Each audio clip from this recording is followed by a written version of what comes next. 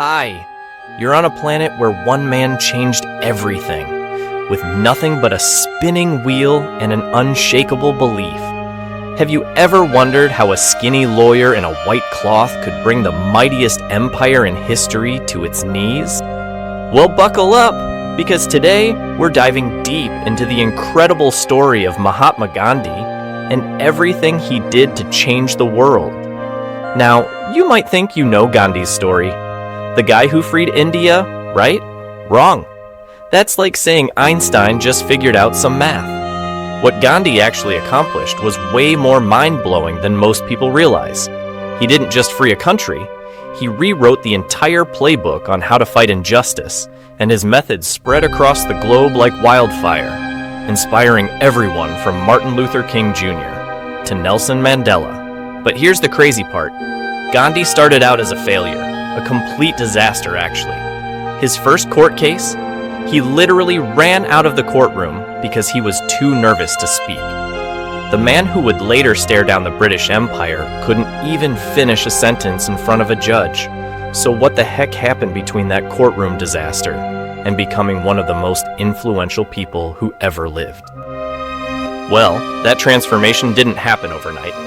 It took decades of struggle, countless failures, and a complete reinvention of everything he believed about power, resistance, and human nature itself. By the end of this video, you'll understand not just what Gandhi did, but how he created a blueprint for change that's still being used today, over 70 years after his death. Now, before we jump into the incredible journey, let me blow your mind with just how massive Gandhi's impact actually was. We're not talking about one country or one movement. We're talking about a ripple effect that touched every continent, influenced dozens of independence movements, shaped modern civil rights, and fundamentally changed how humans think about conflict resolution. The techniques he developed are taught in universities, used by activists, and studied by governments worldwide. But Gandhi's story starts in the most unlikely place imaginable. Picture this: a shy, awkward kid from a middle-class family in Western India, terrified of the dark, scared of ghosts, and so anxious he could barely speak in public. This is our world changer? Really? Born in 1869 in a small coastal town called Porbandar, Mohandas Gandhi was just another face in the crowd. His father was a local official, nothing too fancy. His mother was deeply religious, which would later become super important, but at the time, young Gandhi was more interested in avoiding attention than changing the world. In fact, he was so unremarkable that his teachers barely noticed him.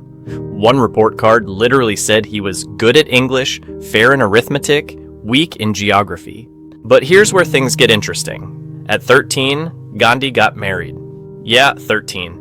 Child marriage was normal back then, and this experience would later fuel his passion for social reform. But for now, he was just a confused teenager trying to figure out life. The real plot twist came when his family scraped together enough money to send him to London to study law. This decision would accidentally create one of history's most powerful revolutionaries. Why? Because London in the 1880s was the heart of the British Empire, and Gandhi was about to get a front row seat to both the best and worst of Western civilization. Picture this young Indian guy, barely 20, stepping off a ship into Victorian London. Everything was different. The food, the clothes, the weather, the social rules.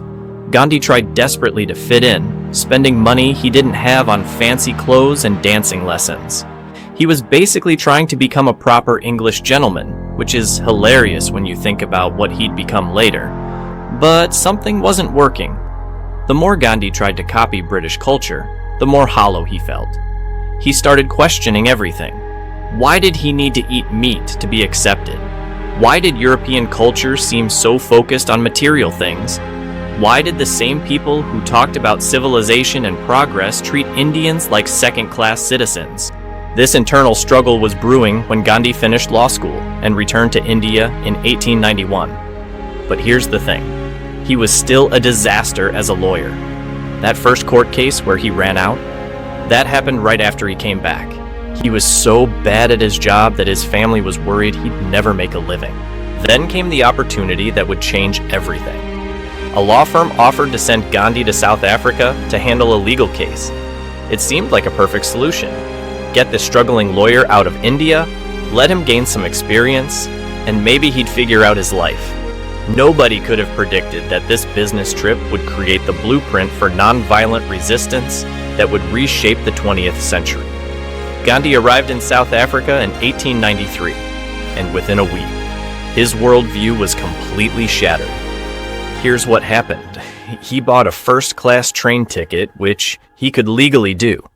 But when he boarded the train in Durban, heading to Pretoria, a white passenger complained about sharing the compartment with an Indian. The train officials told Gandhi to move to the third-class car, despite his valid first-class ticket. Gandhi refused. He had paid for first class, he was dressed respectably, he was a qualified lawyer. What was the problem? The answer was simple and devastating: his skin color. They threw him off the train at a station called Pietermaritzburg. He spent the entire night in the cold waiting room, and that's when everything clicked. This wasn't just about a train seat. This was about a system designed to humiliate and degrade people based on race. Gandhi realized that all the education, all the Western clothes, all the attempts to fit in meant nothing if society saw him as inherently inferior. That night in the freezing waiting room, the shy lawyer began transforming into something much more dangerous to the status quo, a man with nothing left to lose and everything to fight for.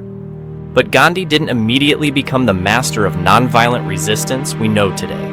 That development took years of experimentation, failure, and gradual refinement. His first attempts at activism were pretty conventional. He wrote letters to newspapers, filed legal complaints, organized petitions, standard stuff that accomplished basically nothing. The breakthrough came when Gandhi realized something profound. The system wasn't broken, it was working exactly as designed. Laws weren't meant to be fair, they were meant to maintain control. Petitions weren't meant to create change, they were meant to create the illusion that voices mattered while changing nothing fundamental. So Gandhi started thinking differently. What if, instead of asking the system to change, he simply refused to participate in it? What if, instead of begging for rights, he acted as if he already had them? What if, instead of fighting the system with violence, he fought it with something more powerful, moral authority? This wasn't just some philosophical breakthrough. Gandhi was developing a practical strategy. He noticed that oppressive systems actually depend on the cooperation of the oppressed. Governments need people to follow laws, pay taxes, and accept authority. Businesses need customers and workers. What happens when people simply stop cooperating? But here's the genius part.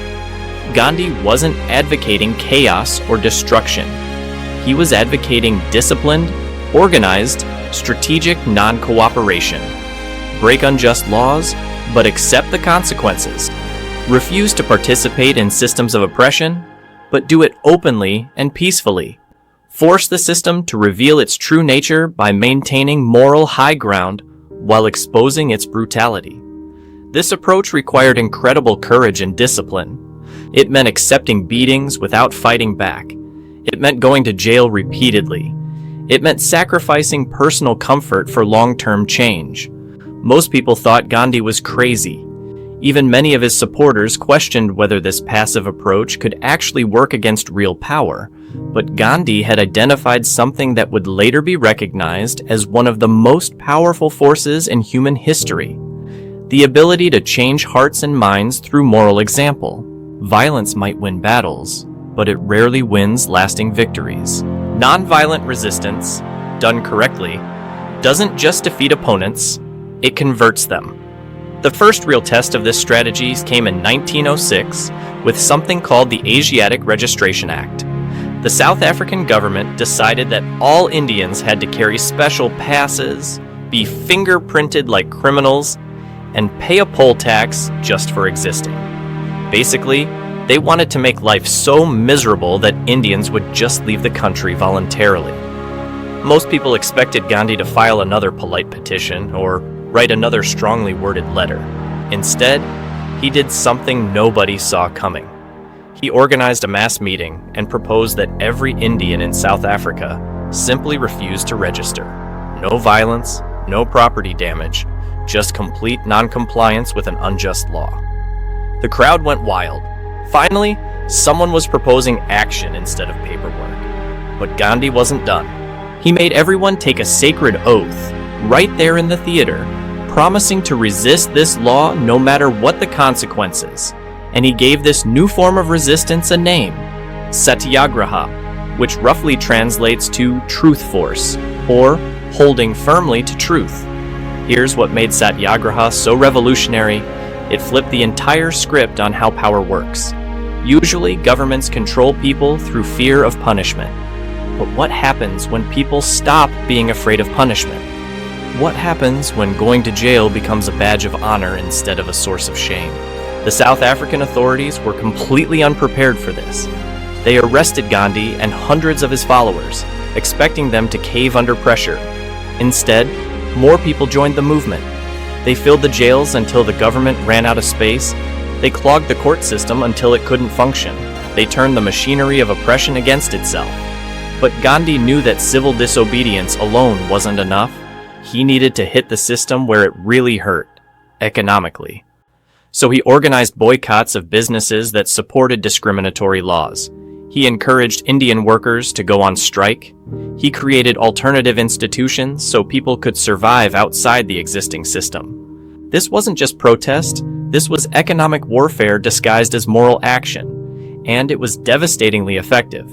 When businesses started losing money, when essential services shut down, when the entire economic structure began wobbling, suddenly the government was very interested in negotiating. The breakthrough moment came during the 1913 strike. Gandhi had organized a massive work stoppage that brought South African industry to its knees.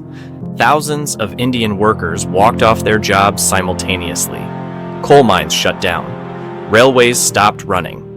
The government declared martial law and arrested over 2,000 people, including Gandhi himself. But here's the beautiful part. The more brutal the government's response became, the more international attention the movement attracted. Newspapers around the world started covering the story. People in Britain began asking uncomfortable questions about what their government was doing in South Africa. The moral authority Gandhi had been building for years was finally paying dividends on a global scale. The South African government found itself in an impossible position. They couldn't jail everyone without completely destroying their economy. They couldn't use excessive force without looking like monsters to the international community. And they couldn't ignore the problem because it was growing bigger every day. Finally, in 1914, they caved. The government agreed to abolish the poll tax, recognize Indian marriages, and ease immigration restrictions. Gandhi had won his first major victory, and the world took notice. A small community of immigrants had successfully challenged one of the most powerful governments on earth, using nothing but organized nonviolence and moral pressure. But Gandhi wasn't celebrating yet. He knew this was just the beginning. He had developed a weapon that could work anywhere, against any form of injustice. The question was, could it work against the British Empire itself? When Gandhi returned to India in 1915, he was already famous. Indians called him Mahatma, which means great soul. But fame wasn't what Gandhi was after. He spent his first year back in India just traveling around the country, listening, learning, understanding the specific ways that British rule was crushing his people. What he discovered was horrifying. The British hadn't just conquered India politically, they had systematically destroyed its economy, its culture, and its self-confidence. Indians were forced to buy British goods, even when they could make better products themselves. Indian farmers were forced to grow cash crops for export while their own people starved. Indian students were taught that everything Indian was inferior and everything British was superior. This wasn't just political oppression, this was cultural genocide. The British had convinced Indians that they needed British rule, British education, British products, British approval to survive. They had colonized not just the country, but the minds of its people. Gandhi realized that political independence would be meaningless if Indians still believed they were inferior to their colonizers. He needed to do something that would restore Indian self-confidence while simultaneously undermining British economic control. He needed a symbol that every Indian could understand and participate in. That symbol turned out to be salt. Yes, salt. The most basic necessity of human life, and the British had made it illegal for Indians to make their own. They forced Indians to buy heavily taxed British salt instead of collecting it freely from their own seashores. It was the perfect example of how colonialism worked. Take something natural and free, make it illegal, then sell it back to people at inflated prices. In 1930, Gandhi announced he would walk to the sea and make salt illegally. The British authorities laughed. This old man in a loincloth was going to challenge the empire by making salt? It seemed ridiculous. They had no idea what they were about to face. Gandhi started walking on March 12, 1930, with just 78 followers. But something magical happened along the way. As Gandhi walked through village after village, thousands of people joined him. By the time he reached the sea 24 days later, the small group had become a massive procession. The moment Gandhi bent down and picked up a handful of salt from the beach, he broke the law. But more importantly, he broke something much more powerful: the psychological hold that British authority had over Indian minds. If this frail old man could defy the British Empire and survive, what excuse did anyone else have for submission? The effect was immediate and explosive. Across India, millions of people started making salt illegally. They boycotted British goods, refused to pay taxes, and resigned from government jobs. The entire colonial administration began cracking under the weight of mass non-cooperation. The British response was predictably brutal. They arrested over 60,000 people, including Gandhi and most of the Indian National Congress leadership. Police beat protesters with clubs, fired into crowds, and imposed martial law in many areas. But every act of violence only generated more sympathy for the independence movement. Here's what the British couldn't understand. Gandhi had turned their own legal system against them. Every arrest proved that British law was unjust. Every beating revealed the violence underlying colonial rule. Every act of repression created more revolutionaries. The harder they cracked down, the more illegitimate their rule appeared. But Gandhi's genius went even deeper. He wasn't just organizing protests, he was creating a new kind of Indian identity. The spinning wheel became a symbol of self-reliance. Wearing homespun cloth became an act of patriotism. Speaking Indian languages instead of English became a form of resistance. Gandhi was teaching Indians to be proud of being Indian again. The independence movement wasn't just about politics anymore. It was about reclaiming an entire civilization. Gandhi understood that true freedom meant more than just getting rid of British officials. It meant rebuilding India from the ground up, starting with the individual human being.